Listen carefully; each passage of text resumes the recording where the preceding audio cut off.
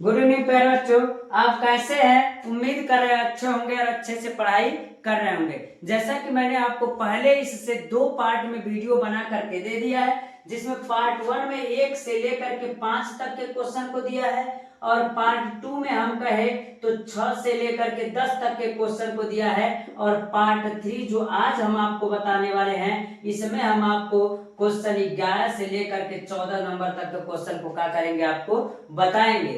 तो मैं बता दूं, इससे पहले 11 नंबर वाला क्वेश्चन आप ही को देखना पड़ेगा। तो जरा देखिएगा, 11 नंबर में क ख ग करके क्वेश्चन दिया रहता है। तो क में क्या रहता है? सही शब्द चुनना रहता है। तो जो सही शब्द चुनना रहता है, तो सही शब्द में क्या रहता है तो मैं बता दूं, सही शब्द में लिखना रहता है तो उसमें ऑप्शन दिया रहता है बहुविकल्पी, जैसे उसको चुनना रहता है। और जो ख नंबर वाला क्वेश्चन रहेगा, 2 सही अर्थ लिखना होता है, यानी कई शब्द दिए होंगे उसके 2 सही अर्थ लिखने होते हैं। और ग वाला जो रहता है एक शब्द चुनना होता है। इसमें भी टोटल क्वेश्चन 2-2 नंबर के होते हैं। और मैं इसमें बता दूं, इसमें भी 2 ऑप्शन दिया होगा विकल्पी जैसे, और कह रहा है सही शब्द को चुनना होगा। तो इसको चुनेंगे तो आपको कितना नंबर मिलेगा? 2 नंबर। और इसका घ वाला लास्ट वाला जो रहेगा वह आपका जानते हैं क्या रहेगा? 5 को क्वेश्चन दिया होगा, उसमें से शुद्ध चुनना होगा कि कौन सा शुद्ध अर्थ है, उसको क्या कीजिए, लिखिए। यानी कि 2 शब्दों को ही क्या करना है, शुद्ध करके आपको लिखना है। इस प्रकार प्यारे बच्चों 11 नंबर का क्वेश्चन खत्म होता है। और मैं बता दूं आपको 12 नंबर का क्वेश्चन है। जो 12 नंबर का क्वेश्चन है वो मैं बता दूं, रस, छंद, अलंकार, ये तीनों है और तीनों 2-2 नंबर का होगा। और टोटल कितना नंबर मिलेगा? तो टोटल 6 नंबर मिलेगा। तो प्यारे बच्चों हम बता दें आपको, इसका वीडियो डिस्क्रिप्शन में मैंने दे रखा है पहले से, रस छंद अलंकार का पहले से। अगर इसमें रस छंद अलंकार का वीडियो अगर हम देंगे तो आपका ऑटोमेटिक 2 घंटे का वीडियो चला जाएगा। इसलिए मैं प्यारे बच्चों आपको इसमें मैं यही बता रहा हूँ कि इसका जो वीडियो है डिस्क्रिप्शन में है, जाकर के आप देख सकते हैं आसानी से, कोई दिक्कत नहीं होगा। जो 13 नंबर वाला क्वेश्चन रहेगा वो पत्र लेखन है, पत्र लेखन रहेगा।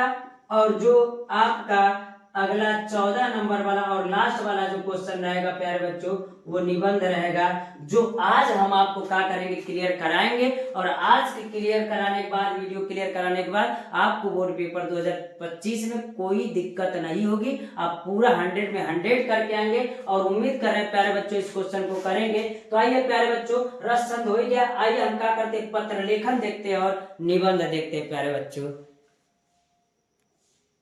तो आपका जो पत्र लेखन रहेगा, वह पत्र लेखन जो रहेगा तो किस प्रकार का रहेगा, ये 2 प्रकार से आता है। तो मैं आपको बता देना चाहता हूं कि अगर यह कह रहा है कि अपने मोहल्ले की नालियों की समुचित सफाई के लिए नगर निगम के स्वास्थ्य अधिकारी को एक पत्र लिखिए। तो मैं आपको बता देना चाहता हूं, हो सकता है कि अपने मित्र को अपने घर शादी में आमंत्रित करने के लिए, या उसको बधाई देने के लिए, या अपने कहे प्रधानाचार्य स्कूल के यानी विद्यालय के प्रधानाचार्य से छुट्टी मांगने के लिए जब कहेगा कि पत्र लिखिए, तो उस स्थिति में आप यह लिखेंगे। लेकिन एक बात का ख्याल रखिएगा, मैं आपको बता देना चाहता हूं प्यारे बच्चों, जब कभी उसमें आ जाता है, किसी नौकरी की बात आ जाती है, तो जब नौकरी या किसी कंपनी में कार्य करने के लिए बात आ जाती है, तब हम इस प्रकार नहीं लिखेंगे। अगर नौकरी या किसी पद के हिंदी प्रवक्ता के लिए या किसी कंपनी में जाएंगे तो उस वक्त इसमें नहीं आपको इस प्रकार से लिखना पड़ेगा, यानी उस समय अपने बायोडाटा भी देना पड़ेगा, डिटेल भी देना पड़ेगा, क्या क्या पढ़े, कितना पढ़े, कितना परसेंटेज, वो सब चीज मैं बताऊंगा। लेकिन अभी नॉर्मल जो रहेगा उसको मैं बता देना चाहता हूँ। तो कह रहा है ये इंपॉर्टेंट टॉपिक है, मोहल्ले की नालियों की सफाई या किसी प्रकार की गंदगी या किसी प्रकार की सफाई या स्वास्थ्य विभाग को अगर कर्मचारी को अगर पत्र लिखना है तो उसमें इस प्रकार हम क्या कर सकते हैं, लिख सकते हैं प्यारे बच्चों। तो इस बात का ध्यान रखिएगा। और मैं अभी आपको एक और बताऊंगा जिसमें आपको मैं पूरा विवरण लिखवा के दूंगा जो नौकरी के लिए होगा। तो चलते इसको जरा देखते हैं। तो कह रहा अपने मोहल्ले की नालियों की समुचित सफाई के नगर निगम के स्वास्थ्य अधिकारी को एक पत्र लिखिए। तो मैं आपको बता देना चाहता हूं कि जब इसको लिखा जाता है तो एक बात का ख्याल रखिएगा प्यारे बच्चों, हम कह दे रहे हैं, मान लीजिए ये क्वेश्चन है ऊपर वाला और एक कोष्टक में तरीके से हम बना दे रहे हैं, आपको नहीं करना है, याद रखिएगा पेपर में आपको नहीं करना है, बस हम आपको समझाना है, ठीक। मान लीजिए अगर यह आपका है तो उस स्थिति में हम समझाने के लिए आपको बता रहे हैं, तो इस बात का ख्याल रखिएगा कि आप इसको मत बनाइए, लेकिन ऐसा काफी रहेगा तो आप उस स्थिति में पता है क्या लिखिएगा, तो जिसको पत्र लिखा सेवा में कहेंगे स्वास्थ्य अधिकारी प्रयागराज नगर निगम प्रयागराज, यानी किसको लिख रहे हैं, प्रयागराज में हम नगर निगम को क्या कर रहे हैं, पत्र लिख रहे हैं। उसके बाद सेवा में लिखने के बाद जो हाईलाइटेड चीजें लिखे उसको केयर करके ध्यान से सुनिएगा। अगर हम कहें स्वास्थ्य अधिकारी तो यहाँ कामा लगाइएगा और जस्ट इसके बाद में स्वास्थ्य अधिकारी प्रयागराज नगर निगम प्रयागराज लिखिएगा। फिर इसी के बराबर में महोदय लिखिएगा, इससे पहले आप विषय लिख दीजिएगा। तो विषय किस विषय में लिख रहे हैं, तो कहेंगे क्षेत्र में सफाई की समुचित व्यवस्था हेतु पत्र। तो हम कहेंगे क्षेत्र में सफाई की समुचित व्यवस्था के लिए सफाई का व्यवस्था किया, इसलिए मैं पत्र क्या कर रहा हूँ, लिख रहा हूँ। अगर हम कहें इसमें कि महोदय मैं राहुल कुमार, और एक बात याद रखें फिर महोदय इसके बराबर में आई जो अच्छा रहेगा, इसके बराबर में पहला यहाँ से स्टार्ट कीजिएगा। तो क्या कह रहा है, मैं राहुल कुमार गोला बाजार क्षेत्र का निवासी हूँ। मैं राहुल कुमार गोला बाजार क्षेत्र का निवासी हूँ। आप कुछ भी लिख सकते हैं, अपना नाम भी लिख सकते हैं, कोई दिक्कत नहीं है। आप कहीं का एड्रेस लिख सकते हैं, यहाँ क्या अपने जिले का नाम लिख लीजिए, कोई दिक्कत नहीं। बरेली, मुरादाबाद, कानपुर, गाजियाबाद कहीं लिख सकते, कोई दिक्कत नहीं। तो मैं राहुल कुमार गोला बाजार क्षेत्र का निवासी हूँ और इस पत्र के माध्यम से आपका ध्यान अपने क्षेत्र में फैली गंदगी की ओर दिलाना चाहता हूं। यानी हमारे क्षेत्र में गंदगी फैली हो, स्वास्थ्य विभाग से कह रहे हैं कि मैं आपका ध्यान इस पत्र के माध्यम से अपने क्षेत्र में फैली गंदगी की ओर दिलाना चाहता हूं। इस क्षेत्र में जगह जगह गंदगी के ढेर पड़े हैं। इस क्षेत्र में जगह जगह गंदगी के ढेर पड़े हैं और दिन पर दिन यह बढ़ते जा रहे हैं, क्योंकि कई दिनों से न तो नगर निगम का कोई भी सफाई कर्मचारी काम पर आया है, यानी कई दिनों से न ही नगर निगम का सफाई कर्मचारी काम पर आया है और न ही कूड़ा उठाने वाला ट्रक आया है। यानी सफाई कर्मी भी नहीं आया, कूड़ा उठाने वाला ट्रक भी नहीं आया, जिसके कारण नालियों का गंदा पानी गलियों की सड़कों पर भर गया है। जिसके कारण नालियों का गंदा पानी सड़कों पर का हो गया है, भर गया। मैं बता दूं, अपने गांव का हाल देख करके आप वर्णन खुद कर सकते हैं कि किस प्रकार अगर स्वास्थ्य विभाग को हम लिखेंगे तो कैसे लिखेंगे। तो कह रहा है जिसके कारण नालियों का गंदा पानी गलियों की सड़कों पर भर गया है, गंदगी के ढेरों और सड़ते पानी पर मक्खी मच्छरों ने डेरा जमा रखा है। यानी क्या कह रहा है, गंदगी के ढेरों और सड़ते पानी पर मक्खी मच्छरों ने डेरा जमा रखा है, जिससे अनेक बीमारी फैलने का खतरा बढ़ गया है। अनेक बीमारी बढ़ने का खतरा बढ़ गया। अतः आपसे अनुरोध है कि एक बार स्वयं इस क्षेत्र की सफाई व्यवस्था का निरीक्षण कर, यानी स्वास्थ्य अधिकारी को स्वयं इस क्षेत्र की सफाई की व्यवस्था का निरीक्षण कर शीघ्र ही सफाई की समुचित व्यवस्था कराने का कष्ट करे। इस क्षेत्र के निवासी आपके आभारी होंगे। धन्यवाद सहित भावदी राहुल कुमार ही तो लिख रहा है ना। तो इस प्रकार प्यारे बच्चों हम कह सकते हैं कि आपका एक पत्र लेखन तो इस प्रकार होगा, जो किसी भी हम बता दे रहे आपको, मैं सब तो बताऊंगा नहीं लेकिन आपको समझा देना चाहता हूं। अगर आप प्रधानाचार्य को लिख रहे हैं तो उस वक्त ऐसा लिखिएगा। अगर अपने मित्र दोस्त यार को किसी को अपने घर शादी में आमंत्रित कर रहे हैं इसलिए लिखिएगा। अच्छा नंबर आने से उनको बधाई देने के लिए लिख रहे हैं तो लिखिएगा ऐसा।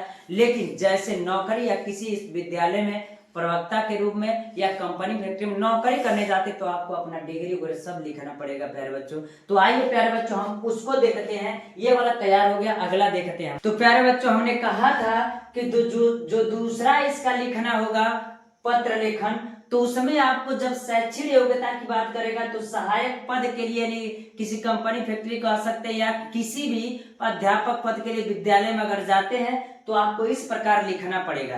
तो आइए हम चलते हैं और देखते हैं। मान लीजिए सहायक अध्यापक के पद हेतु आवेदन पर निर्धारित प्रपत्र शैली लिखिए, यानी क्या क्या देना होता अगर कभी विद्यालय में पढ़ाने के लिए गए उसे लिए।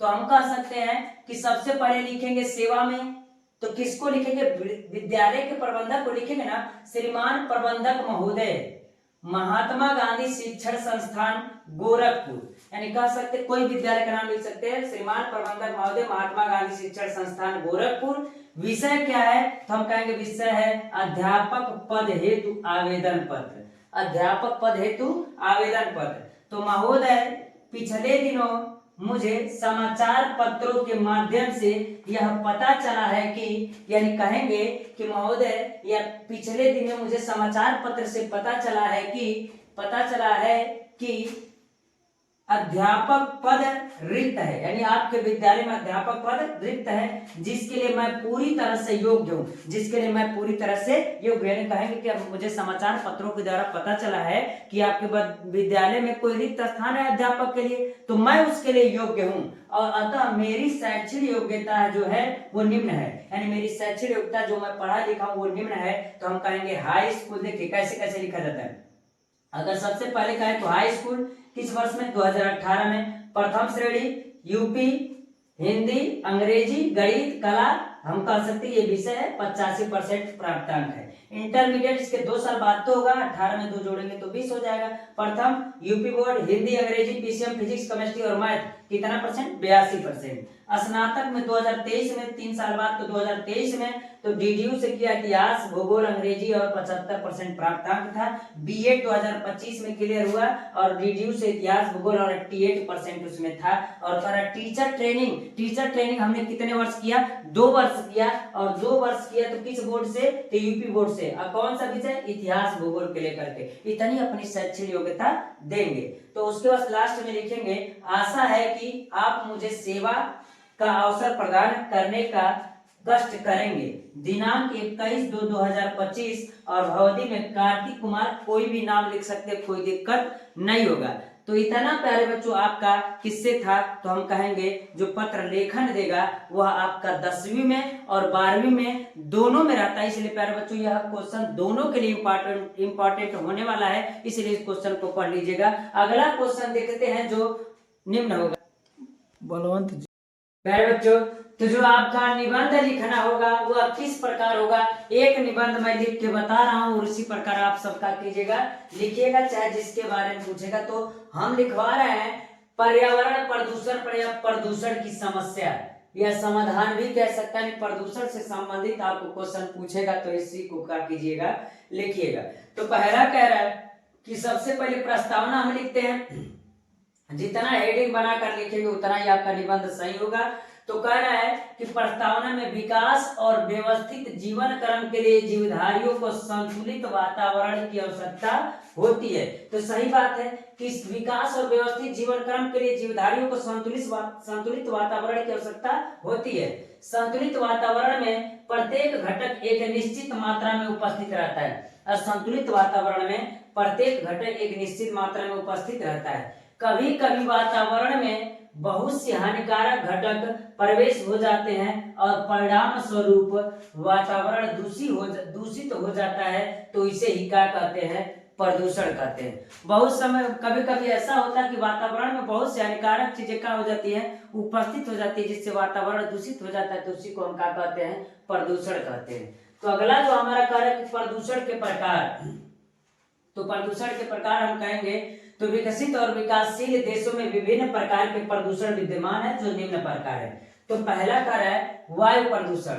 तो वायु प्रदूषण अगर हम ऐसे बता सकते हैं तो आपको कह सकते हैं कि वायुमंडल में विद्यमान विभिन्न प्रकार की गैसें एवं विशेष अनुपात में अपनी क्रियाओं द्वारा वायुमंडल में ऑक्सीजन और कार्बन डाइऑक्साइड का संतुलन बनाए रखते हैं। तो कह रहे वायुमंडल में स्थित अनेक प्रकार की गैसें एक विशेष अनुपात में मिली रहती हैं और वातावरण का संतुलन क्या करती है, बनाए रखती है। ऑक्सीजन से लेकर के कार्बन डाइऑक्साइड लेकर के अनेक अन्य गैसें जो वातावरण को क्या करती है, संतुलन बनाए रहती हैं। और मनुष्य अपनी अज्ञानता के कारण इस संतुलन को बिगाड़ता है, और जो मनुष्य होता है अपनी अज्ञानता के कारण इस संतुलन को क्या करता है, बिगाड़ता है। और अपनी आवश्यकता अनुसार पेड़ों की कटाई करना, चिमनियों से निकलने वाले धुएं को कारण वातावरण दूषित होती है। तो हम कह सकते हैं कि वायु प्रदूषण, तो हम कह सकते हैं कि जब हम ऐसे भी कर सकते हैं, जब अपने हम घर के कूड़ा करकट को निकाल करके झाड़ करके और उसको नदियों में बहा देते हैं, तो नदियों में जब बहा देते हैं, तालाबों को में फेंक देते हैं, उससे जल प्रदूषित होता है। और कह सकते हैं चिमनियों से, कारखानों, कंपनी, फैक्ट्री से जो चिमनी निकल आता है, उससे निकलने वाला जो धुआं होता है वो वायुमंडल को क्या करता है,